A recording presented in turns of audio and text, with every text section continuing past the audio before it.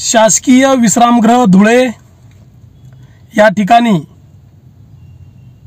All India panther सेनेचे राष्ट्रीय अध्यक्ष आदरणीय दीपकभाई केदार पत्रकारांशी संवाद साधताना ते म्हणाले, राष्ट्रवादी काँग्रेस पक्षाचे अजित पवार गटाचे जे नेते आहेत राजेंद्र हगवणे यांच्यावर गंभीर आरोप केलेले आहेत।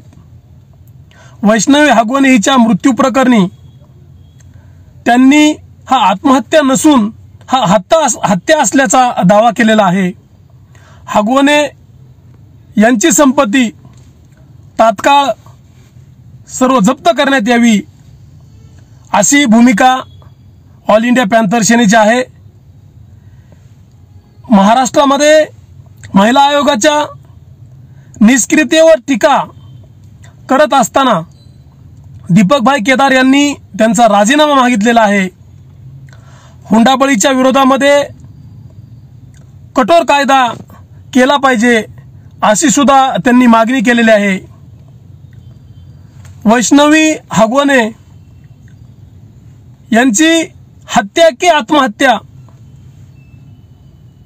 दीपक केदार यांनी वैष्णवी हिच्या अंगावर संतोष देशमुख यांच्या हत्येप्रमाणेच अंगावर जखमा आहेत असं सुद्धा पत्रकारांशी संवाद साधताना म्हटलं आहे। त्यानंतर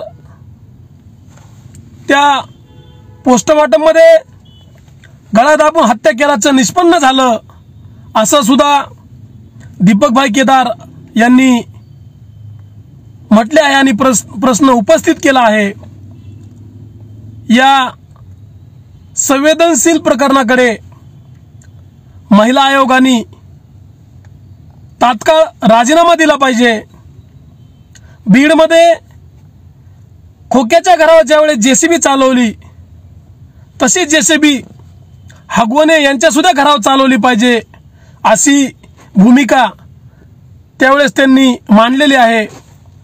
त्याचबरोबर हुंडाबळी विरोधात कठोर कायद्याची मागणी त्यांनी या पत्रकार परिषदेमधून मागितलेली आहे।